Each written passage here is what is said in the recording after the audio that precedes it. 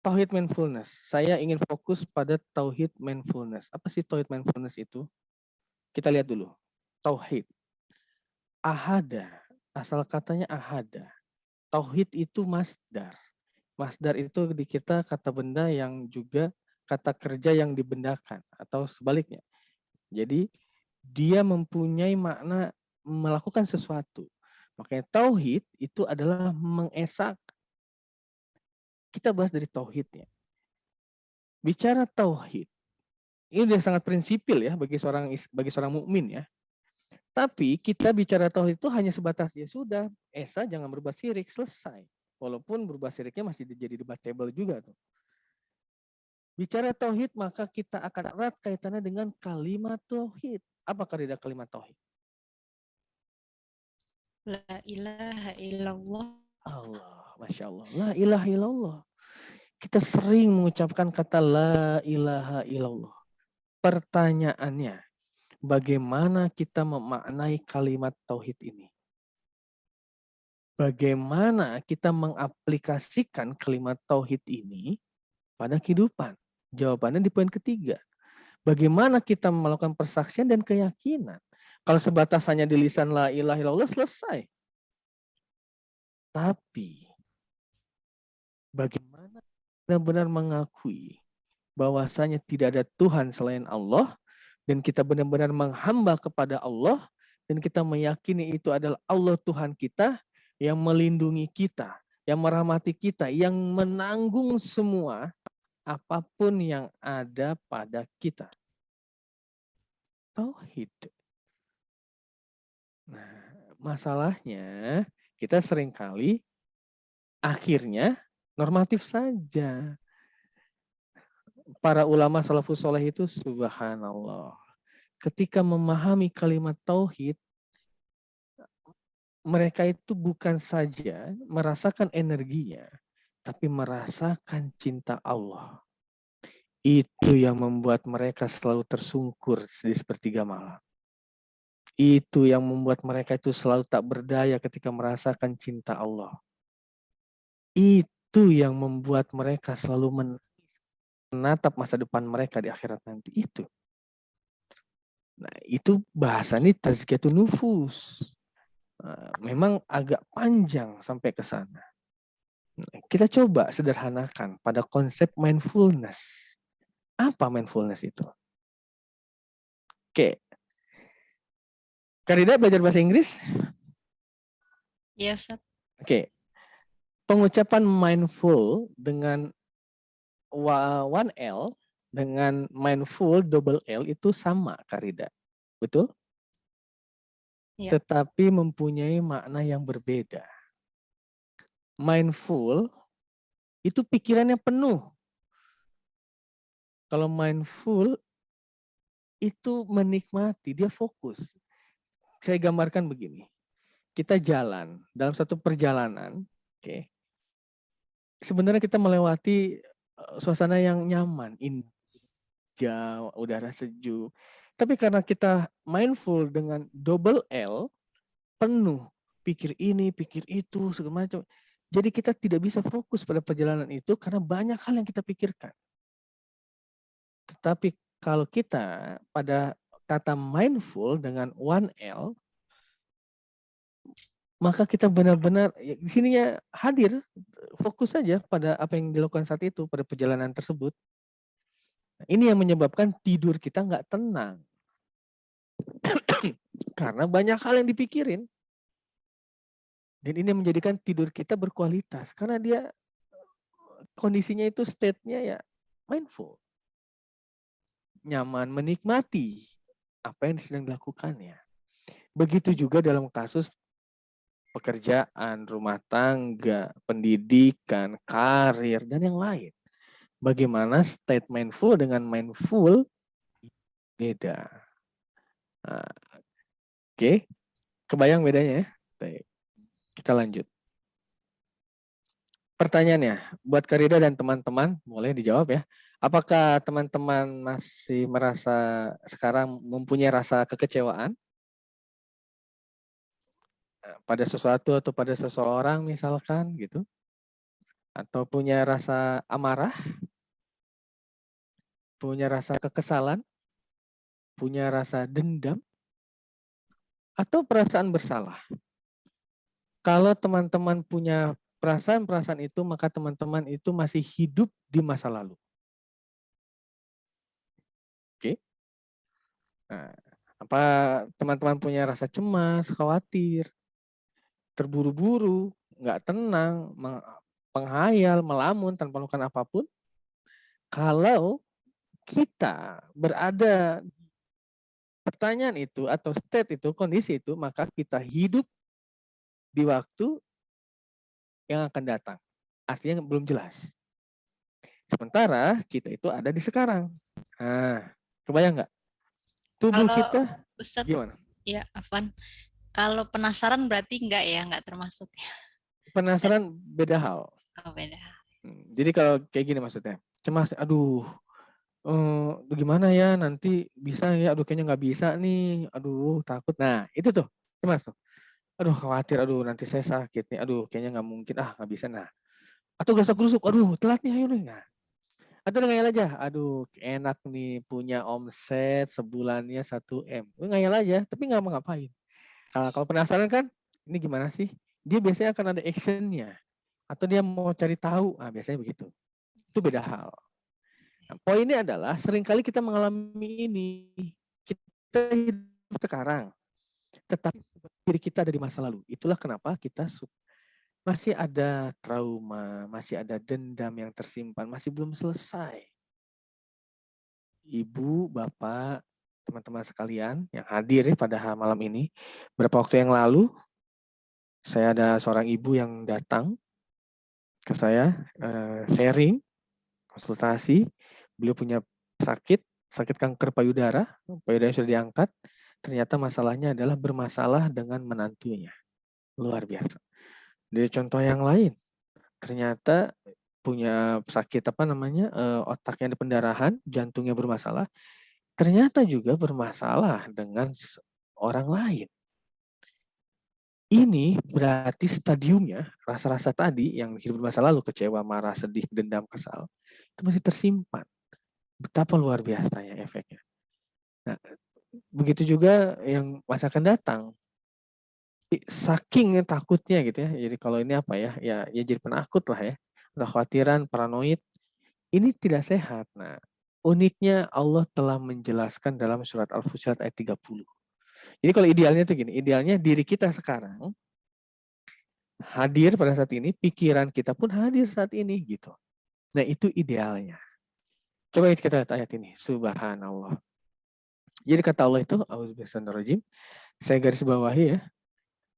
Di dalam ayat ini dikatakan la tahzan. Maaf, ini ke sini. Di sini katakan la tahzanu. Wabshiru bil jannah allati kuntum tu'adun. Jadi surat Al-Fusilat ini sedang menceritakan bagaimana, orang mukmin itu dalam keadaan yang mereka khawatir, mereka nggak tenang, galau karena menghadapi orang kafir. Tapi kemudian Allah melalui Rasulullah SAW memberi jaminan, ini Allah sendiri. Nah, kalimatnya adalah, ini berarti, innallazina qalu, sesungguhnya orang-orang yang berkata Rabbuna Allah, sungguhnya Tuhan kami ialah Allah. Kemudian meneguhkan pendirian mereka, sumastaqomu. Maka kata Allah, maka malaikat akan turun kepada mereka dengan mengatakan la tahzanu. Janganlah kalian bersedih, janganlah kalian takut, dan bergembiralah karena surga yang dijanjikan Allah. Yang saya garis bawahi adalah, kita seringkali mengatakan, iya Allah itu Tuhan kita, Allah itu Tuhan saya. Tapi hanya di bibir. Kita tidak sampai energinya, padahal Allah sudah janji, kalau kita mengatakan bahwasanya Allah Tuhan kita, malaikat itu akan menurun kepada kita itu jaminan. Kita harus tidak bersedih gitu. Terus kenapa kita masih bersedih? Nah, pertanyaannya begini. Karida, yakin Allah itu ada? Yakin Ustaz. Yakin Allah itu bersama Karida? Yakin. Yakin kalau Allah itu membantu? Yakin. Kita pun demikian. Tapi kenapa ketika ada masalah Allah itu tiba-tiba hilang? Kemana Allah? Kemana keyakinan kita? Kemana keyakinan kita Allah itu ada? Kemana keyakinan kita Allah bersama kita? Kemana keyakinan kita Allah akan membantu? Yang menyebabkan kita punya kesehatan mental yang bermasalah yang tadi kita bahas di depan.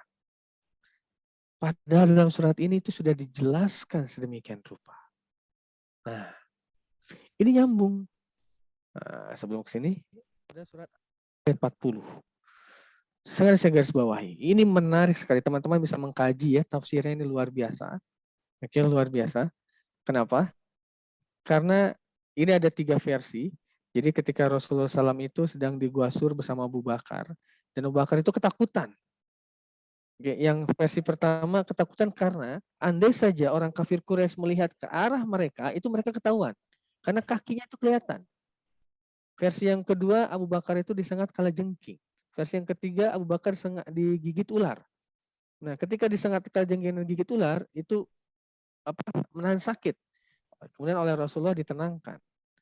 Nah, tiga-tiganya, oke, kita ambil poinnya satu. Ada rasa ketakutan, rasa kekhawatiran, rasa kesakitan. Apa yang dikatakan Rasulullah? La tahzan innallaha ma'ana. Masya Allah. Karida kebayang nggak kalau misalkan Karida lagi dalam posisi takut, khawatir gitu ya. Kemudian bilang ke temennya, terus temennya dengan rasa dengan ikut khawatir juga ngomong, iya jangan takut, jangan tenang. Tapi dia juga sambil khawatir. Ini akan berbeda ceritanya kalau misalkan kita sedang dalam posisi kalut, kemudian ada seseorang yang menenangkan kita itu dengan keyakinan penuh. Tenang aja. Nah, Rasulullah ketika mengatakan la tahzan innallah ma'ana, itu benar-benar antara hati, pikiran dan fisiknya selaras dengan energi Allah. Karena benar-benar Rasulullah mengakui dan meyakini seyakin-yakinnya bahwasanya Allah itu bersama mereka. Maka ketika Rasul mengatakan kepada Abu Bakar dengan menepuk pundaknya, innallaha ma'ana, la tahzan innallaha ma'ana. Abu Bakar menjadi tenang. Yang tadinya sakit menjadi nggak sakit. Yang tadinya khawatir nggak jadi khawatir. Ini yang diperlukan dalam banyak hal. Dalam kehidupan pekerjaan, bisnis, rumah tangga, sosial, dan lain-lain. Ketika kita menghadapi orang yang sedang dalam bermasalah. Cuma masalahnya, kitanya pun jangan-jangan nggak yakin gitu loh. Padahal dalam ayat ini jelas Allah katakan fa'anzalallahu sakinatuhu alaih. Yadaw. Maka Allah akan menurunkan ketenangan. Teman-teman semua yakin ya, ketenangan itu nggak ada kecuali Allah yang memberikan. Makanya disinilah butuh tauhid. Bagaimana kita menyelaraskan hati, pikiran, fisik kepada Allah.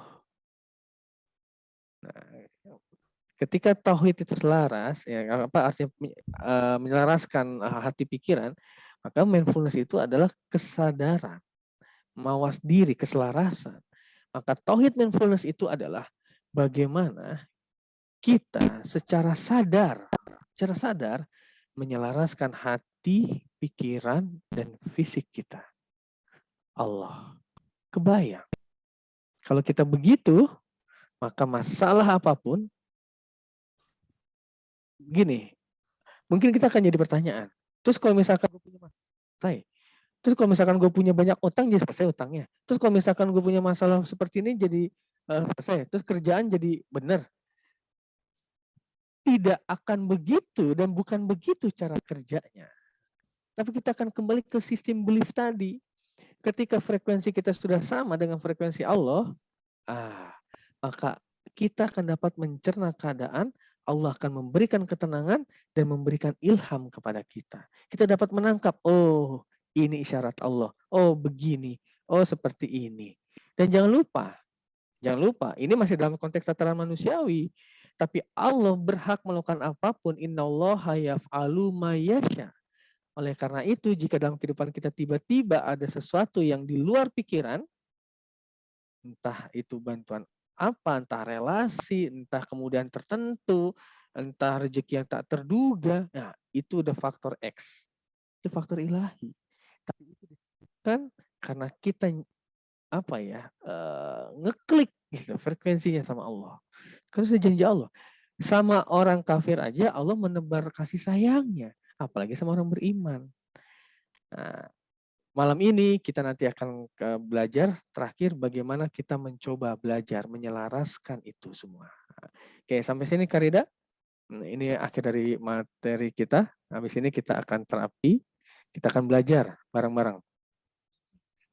Baik, Ustadz, mungkin kalau ada yang mau tanya jawab, mau bertanya mengenai materi yang sudah disampaikan, silahkan Bapak Ibu atau kakak-kakak yang sudah hadir. Baik, terima kasih atas waktu dan kesempatannya untuk Kak Rida dan Bapak Ustadz Biar kesempatannya. Ya, silakan. Perkenalkan saya Ihda Septiana. Ini sangat menarik ya untuk mengenal mindfulness ini. Nah, bagaimana cara kita menyelesaikan diri? Nah, banyak nih untuk kesehatan mental. Public figure itu semestinya menjadi sorotan untuk contoh panutan untuk kita semua. Nah, contoh bagaimana cara kita menilai dengan yang ada dengan kesehatan mental yang ada sekarang ini gitu. Banyak yang mempercayakan harus ritual seperti ini bahwa itu kan perbedaannya kalau dalam arti satu Al-Quran itu tidak mengajarkan untuk buatan yang harus dikerjakan ritual seperti ini.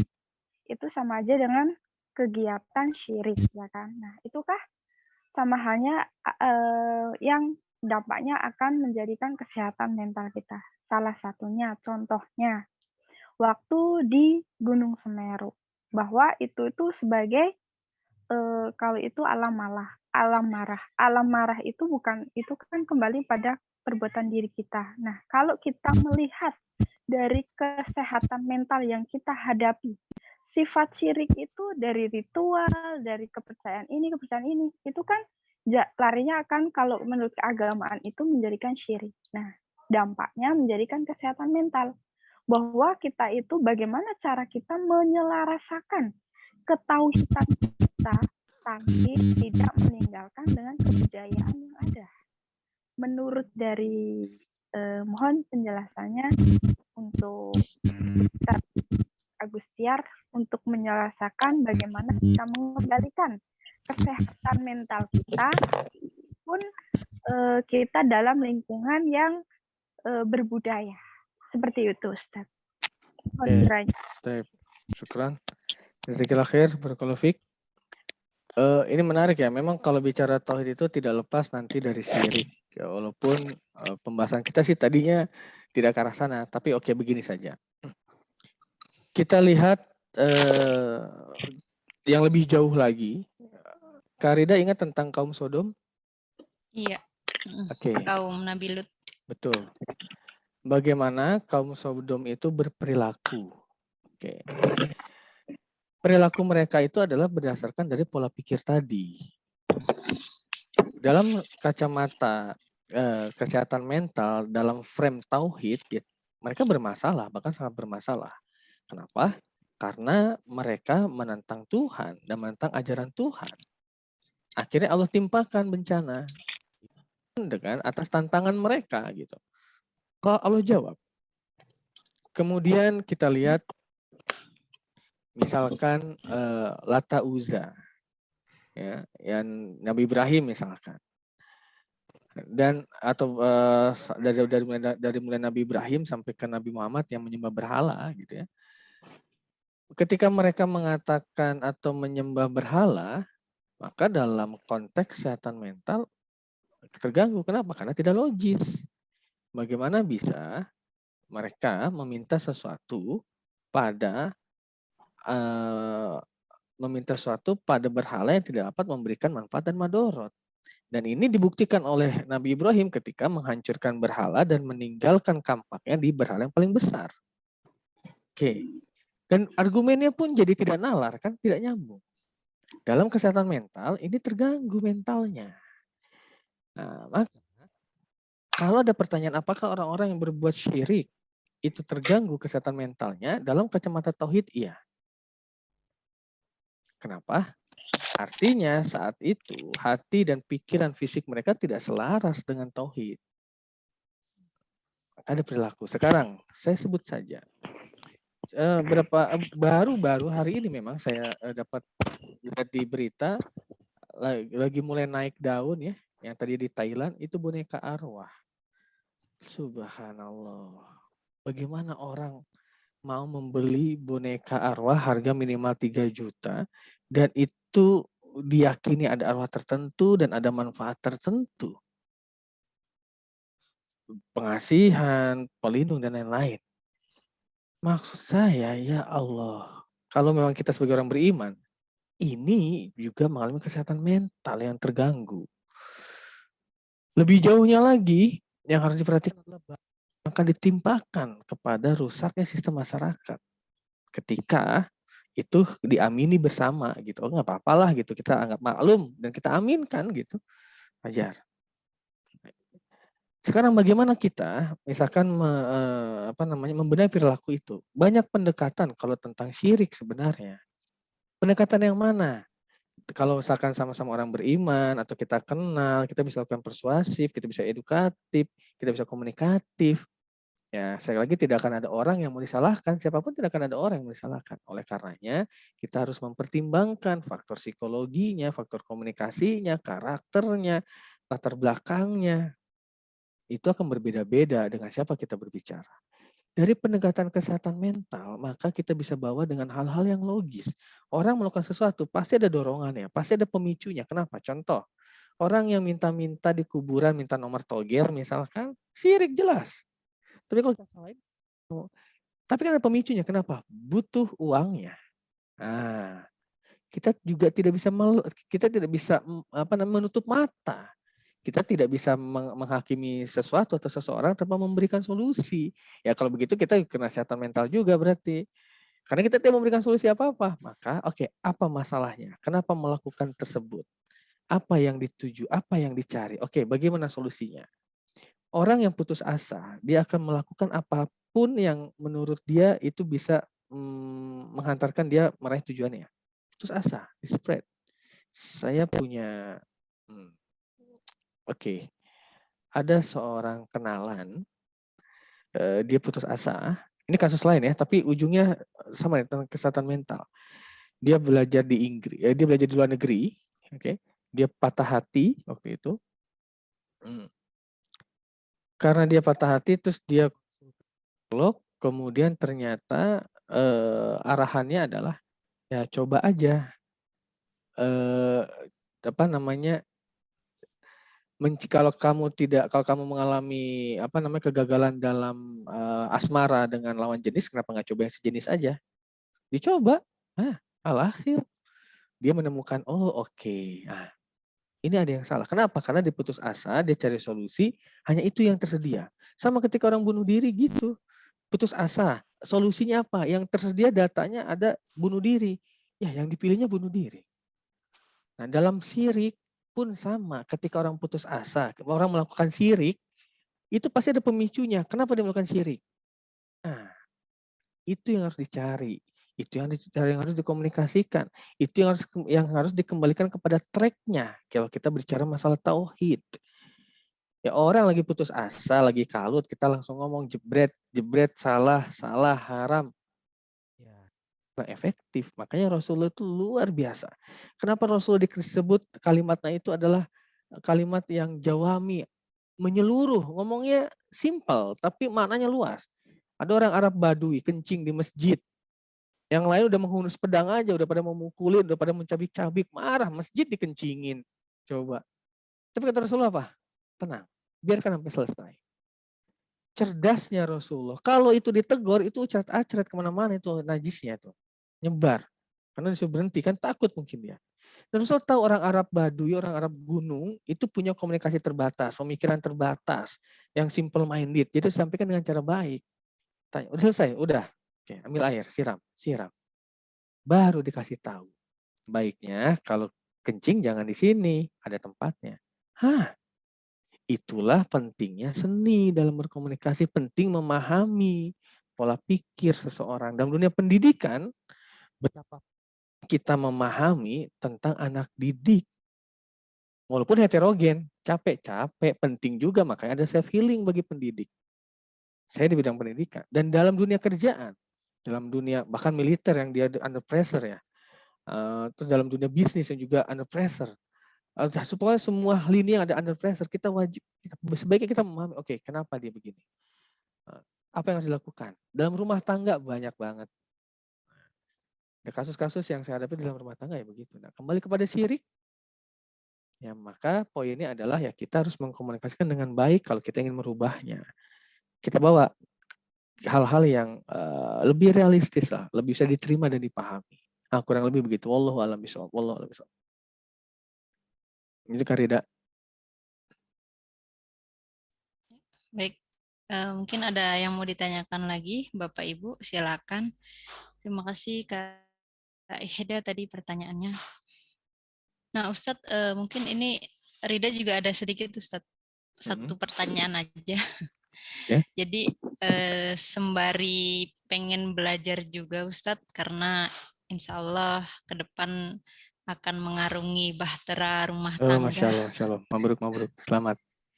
Jadi mungkin gini Ustadz, yang Rida banyak dengar dari teman-teman mungkin yang sudah berkeluarga ya.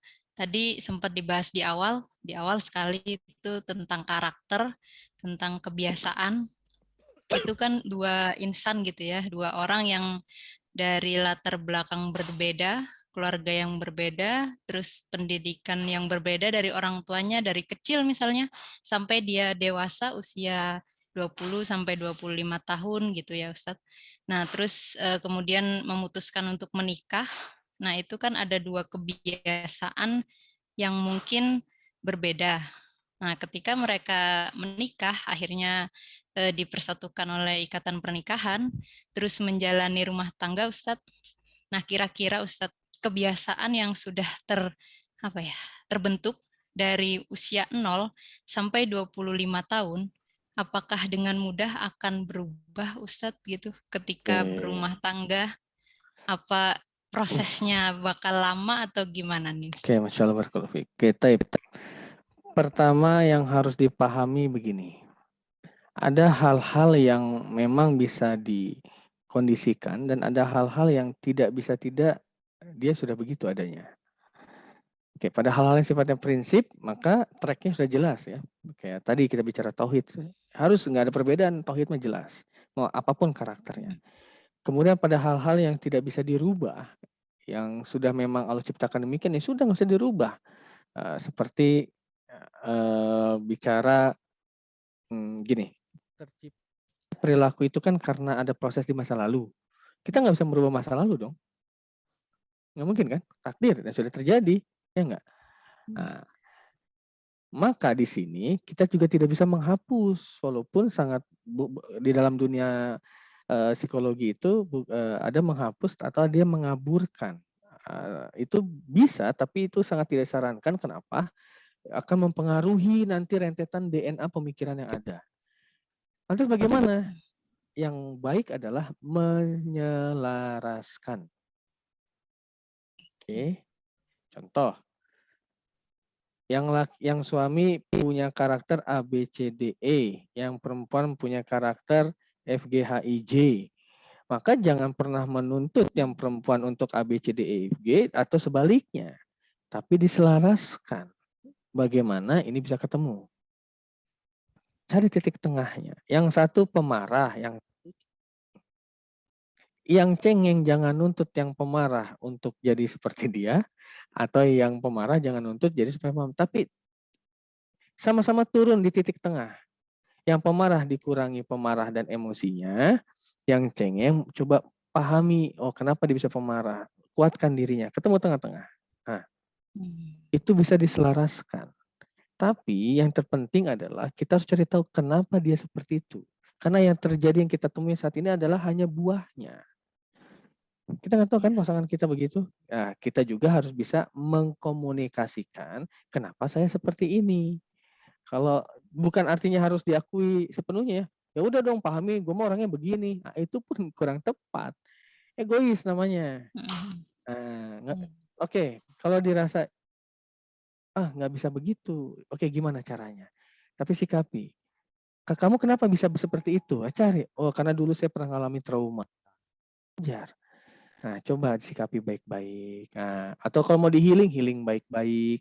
Oke, healing traumanya. Stadiumnya 10, kita turunkan jadi 5. Nah, kan bisa. Itu bisa. Kalau menyelaraskan. Tapi kalau menghapus, sebenarnya tidak bisa. Dan juga tidak disarankan. Gitu. Wallahu a'lam bishawab. Gitu, Karina. Baik. Syukran Ustadz. Afwan. Ya, silakan Ustadz, mungkin bisa dilanjutkan ya. Oke, ini praktek kita bersama. Saya kasih tahu dulu sebelum kita praktek. Jadi gini. Di psikomeridian ini adalah ada titik meridian. Titik meridian itu kalau teman-teman tahu bekam, akupuntur, itu titiknya titik-titik meridian. Atau dalam pemijitan diurut itu juga ada titik meridian. Nah, titik meridian sendiri juga itu dipahami sebagai titik emosi. Nah, kita hanya mengambil 5 saja.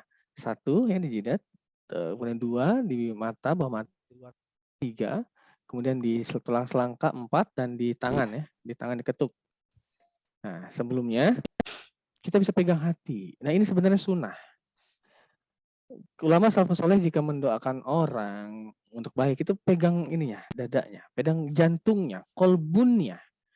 Nah, karena kolbun dalam riwayat kan kita tahu ya, kalau ada segumpal daging, kalau baik ya baik seluruhnya, kalau buruk buruk seluruhnya. Nah, kolbun doakan. Nah, ini juga bisa diterapkan terapi anak-anak, pasangan. Ya Allah, jadikanlah anak yang soleh. Nah, itu doakan di sini, bukan di kepala. Kalau kepala ntar di rukyah, ada jin ya ntar. Bohong, canda.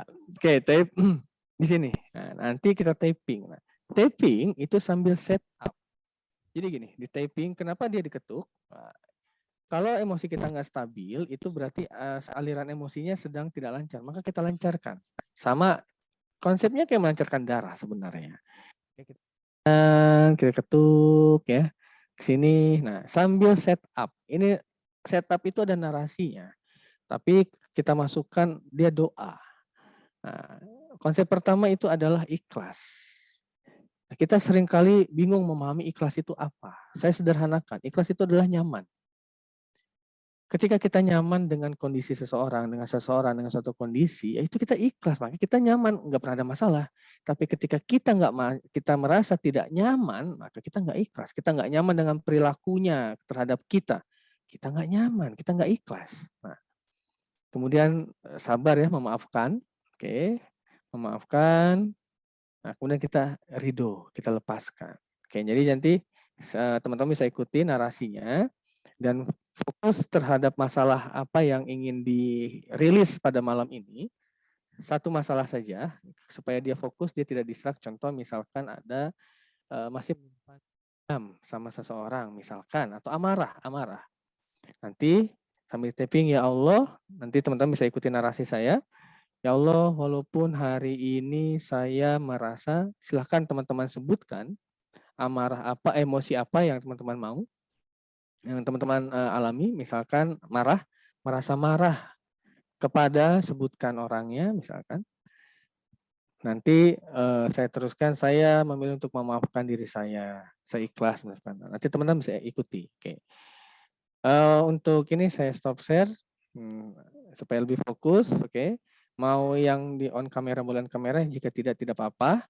Bismillah ya, kita coba bareng-bareng. Jadi dari mulai kepala, ya pertemuan alis di sini, diketuk dengan 2 jari, teman-teman semua. 2 jari, kemudian nanti turun ke sini, ke bawah mata, bisa dua-duanya. Kanan kiri boleh, satu boleh, ke sebelah keluar boleh, yang ketiga keluar, selangkah, kelima tangan. Oke, saya pakai narasi, nanti teman-teman ikuti ya. Bismillahirrahmanirrahim. Bismillah ya. Kita coba. Nanti silakan emosinya perasaan negatif apa yang mau dirilis dan kita lepaskan. Mudah-mudahan Allah izinkan pada malam hari ini, insya Allah Allah akan jadikan kita hamba yang sabar dan lebih tenang lagi. Oke, baik. Kita mulai ya. Ya Allah, aku ikhlas, aku ridho, walaupun aku merasa, silahkan disebutkan emosi negatifnya, apa saja, sesuai dengan keadaan teman-teman. Kepada, silahkan sebutkan orangnya jika ada orang.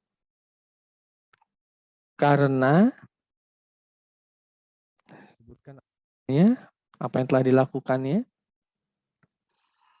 Aku serahkan semuanya kepadamu ya Allah. Aku mohon, jadikanlah aku orang yang ikhlas. Turun ke mata, di bawah mata, boleh kanan, boleh kiri. Kita ulangi. Ya Allah, aku ikhlas, aku ridho. Walaupun aku merasa, silahkan disebutkan emosi negatifnya, kepada, sebutkan namanya jika ada, karena, sebutkan kondisinya.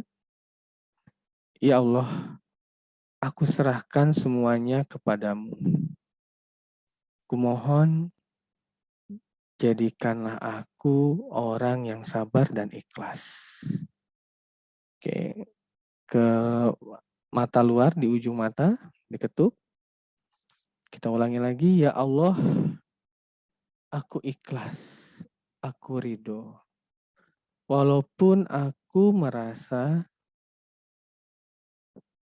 kepada, karena, ya Allah, sungguh aku serahkan semuanya kepadamu. Aku mohon, jadikanlah aku orang yang sabar dan ikhlas. Ke tulang selangka, boleh 2, boleh 1. Kita ulangi. Ya Allah, aku ikhlas, aku, walaupun aku merasa, sebutkan emosi negatifnya, kepada, sebutkan namanya, karena, ya Allah, sungguh aku serahkan semuanya kepadamu. Aku mohon, jadikanlah aku orang yang sabar dan ikhlas. Terakhir ditepuk bagian luar, oke, bagian tangan. Ya Allah, aku ikhlas, aku ridho, walaupun aku merasa kepada, karena aku serahkan semuanya kepadamu. Aku mohon ya Allah, jadikanlah aku orang yang ikhlas dan sabar. Oke, teman-teman bisa pegang dadanya, oke, pegang dadanya, tarik nafas dan sebutkan Alhamdulillah, tarik nafas yang dalam. Alhamdulillah, ya Allah. Tarik nafas sekali lagi, lebih dalam lagi, dan keluarkan semuanya. Alhamdulillah. Terakhir sekali lagi, tarik lebih dalam lagi, dan buang semuanya. Alhamdulillah, ya Allah. Oke. Teman-teman sekalian, itu adalah metode tapping meridian. Di tapping, kenapa di tapping? Karena untuk mengembalikan emosi atau aliran energi yang tersumbat. Narasi yang dipakai tadi adalah sebenarnya berdoa. Kita berdoa bisa apa saja. Tapi kita taruh keyakinan kita. Itulah konsep ikhlas. Ini dilakukan berulang-ulang. Nah, lebih baik dihadirkan rasa emosi itu. Ketika tadi amarah, hadirkan amarahnya. Kenapa? Hadirkan suasananya. Hadirkan orangnya. Rasa kita hadirkan. Kita lepaskan. Ketika dia sudah lepas, kita ukur pakai skalanya. Oke, teman-teman, misalkan sebelum melakukan ada amarah, kesal, dendam. Berapa sampai 10? Saya 10 nih, karena kesel banget. Lakukan. Nah, ketika sudah dilakukan, dibayangkan lagi berapa. Ini bisa menjadi metode self healing. Dengan tauhid yang tadi kita yakini, maka kita masukkan ke tadi. Kalau kita sudah terbiasa dengan cara seperti ini, nanti tanpa melakukan tapping, sangat mungkin teman-teman bisa menghadirkan energi Allah.